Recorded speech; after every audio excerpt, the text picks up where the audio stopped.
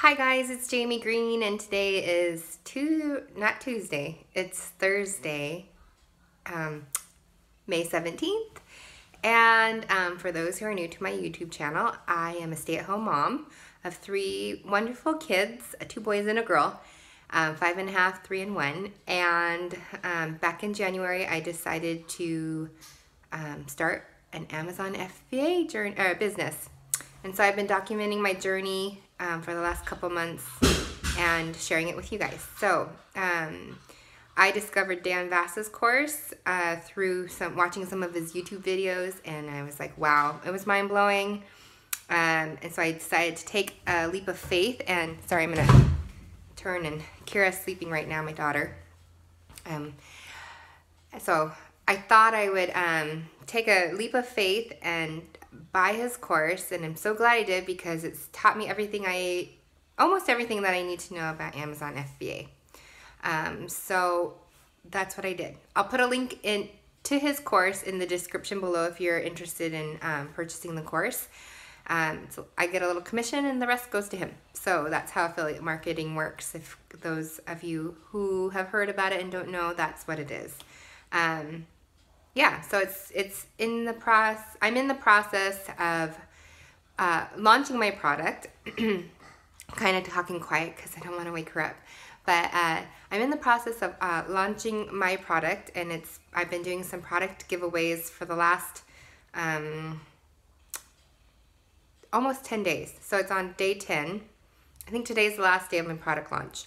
And the whole point of a product launch, for those who are curious, is to bump up your ranking so that when someone types in your keywords, that your product gets in front of their face when they go to Amazon. So for me, my product is along the lines with babies and toddlers, and I'm actually private labeling it, and I'm building a brand that I want to be available for households with littles, because that's what I know and what I've been doing. And babies, you know, everyone's always going to have babies. People are always going to be having babies.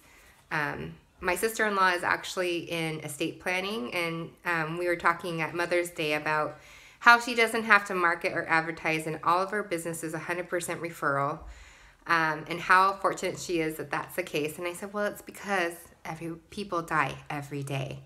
So she's, you know, babies are born every day and people die every day, and there's a lot of life in between those two things. So, yeah, so what I've discovered is that my very first product, part of the reason why I went with it was because I went down the rabbit hole, like Dan kind of discusses, about product research.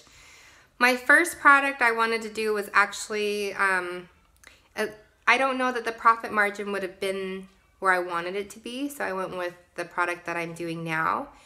But it's a highly competitive product. And I was perusing on YouTube the other day, and I was watching some of the other YouTubers that cover Amazon FBA, and I think it was Tanner Fox. I think that's his name, Tanner. He was talking about a mistake that a lot of people make starting out with Amazon FBA, and I kind of could relate a little bit, because when I did my product research, I drilled down a little bit more into a specific variation of my product. Yeah. And so when I did the Jungle Scout, pulling up the comparison score or the competitive score, it was pretty high because it was in high demand and medium competition. And so, but if I went up to the bigger keyword, it's in high demand with high competition. And so I feel like part of my product launch is showing me that what I feel like the product launch is showing me is that ranking to page 1 is very competitive. And I didn't quite realize that when I was doing my product research. So if you're new to this and you're in product research mode right now, research first at a very broad range. And you know, like there's some tricks that Dan shows you using keyword searches and stuff like that. But make sure you really look at the broadest keyword you could use and see how competitive it is then. And then you can drill down a little bit more and see if your specific niche, if like for instance, jackets. There are so many different kinds of jackets. But say you wanted to source and sell lightweight, wind-breaking running jackets. It's very specific. And so if you were to put like lightweight running jacket as your product search into the Jungle Scout app, you might find that it's in high demand but low competition. But then if you back out to running jackets, it might be high competition, high demand, and sales are, you know, really big, and you might have a hard time ranking on page 1 for running jackets. So I'm kind of figuring out this whole, you know, Amazon business, and product launch is showing me it's kind of doing some testing for me. It's not like I'm not going to continue to offer the product, because I am trying to build out a brand, private labeling it and building out a brand, a product line of things for babies and toddlers. So, you know, I'm okay with that. And but I also want my product to be moving, and I want it to be profitable. So just a little, you know, something that I learned from another Facebook guy, and I'm sure Dan would say the same thing. But it made me think, oh my gosh, maybe in my product research, I was a little too specific, which is fine. But I'm going to have to probably heavily, you know, do some advertising on Facebook, and also just continue to run the PPC for my specific keywords on Amazon, which I'm happy to report I got an organic sale through one of my sponsored PPCs on Amazon. I was really excited to see that. So tomorrow, well, I think as my coupons are done, or my promotional discounts are done tomorrow, I'm working on optimizing the listing a little bit more, but just wanted to let you know that tomorrow I think is the end of my promotional giveaways, and so we'll see where it all goes. Reviews continue to come in. Something that I would recommend is when you do put together a product, and especially if you private label, maybe put a little thank you card in there for picking you, and ask for a review. You can't ask for what kind of review, you just can ask for a review. So that's what I ended up doing, and so I'm hoping that more reviews come in, some positive reviews, hopefully, and that will help with my Amazon ranking. So there you have it. That's an update on my product. And on a personal note, something that I'm working on, or I guess I've been doing some self-discovery through all this with my personal brand, the brand that I'm building for Amazon, and after having 3 babies of my own, it's causing me to look inward at my, like, because with my brand, you know, one of my mentors is like, well, why are you creating it? Is there a personal story to it? And when you promote your product, like on your website, are you like, is there a story that you can convey to people that would then, you know, prompt them? Because there's all these biases that people have that, you know, why are you selling what you're selling, and why should they buy it? There is a personal story attached to it. One with my firstborn. He was born 6 weeks early.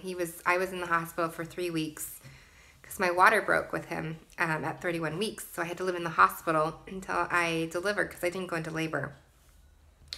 And then, sorry, if you're done, if you don't want to hear anything about my personal story, you can skip through in the video, but I just wanted to share just a reason why I'm creating a private label brand, and how I'm attaching a personal story to it. And if you're curious, if you like me and you want to hear a little bit more about my whole story, I'm gonna probably start a blog. I don't know if I'm gonna do a YouTube channel per se, but I'm gonna start with at least a blog. But so that made me think about my biological mother, because I was adopted from Korea when I was 5.5 months old. So for the first 5.5 months of my life, even though most people don't think about their first 5.5 months of life, it has made me think about how I parent and how I've bonded with my children. And because the product line that I'm creating is something that can help parents and their children form a strong, loving bond and a bond of security. And just know that for children, and to know that they are loved and wanted, and that they're secure in their parents' love for them. And so being adopted from Korea when I was 5.5 months old, of course I know that I wasn't wanted as a baby. And there was some stigmas attached to, for Korean society, from what I understand, kids born out of wedlock. So I was born out of wedlock. Is just they're just rejected in the society. I think they're working on it for their culture. But back in the 70s when I was born, it was people would abandon their babies. Yeah, so they're working on that. But you know, you just kind of in the back of your mind know that you're unwanted. You were unwanted. But my adopted parents wanted me, so there was some redemption in that. But there's just, for all my life, I'm 39 years old, all my life, I've kind of just brushed it under the rug when I tell people a little bit about me. Or some people just don't know. I mean, my name alone, Jamie Green, my maiden name was Jamie Balmer, and it just didn't match who I looked like. And in business, when I worked for Boeing, I was always referred to as Mr. Balmer until they met me, and they'd see me, and I was meeting, you know, airline managers that had been in the aviation industry for 30 plus years, and here's this young 20-something female that doesn't look like her name, taking care of their entire airline. So I have always kind of brushed the fact off, oh yes, I was adopted, and leave it at that, and that was it. But having children of my own that somewhat resemble me, because no one in my family looks like me. I mean, my sister is adopted from Korea. She's half black, half Korean. My brother is adopted from India. My mom and dad, they're Caucasian, and so my brother is Caucasian. Their biological son is Caucasian. So I don't look like anyone in my family, and even my kids. My husband's, he's of Irish descent, and so they're, half Irish, half Korean, and they sometimes resemble me, but I see it in them. And I don't know, there's just something about it.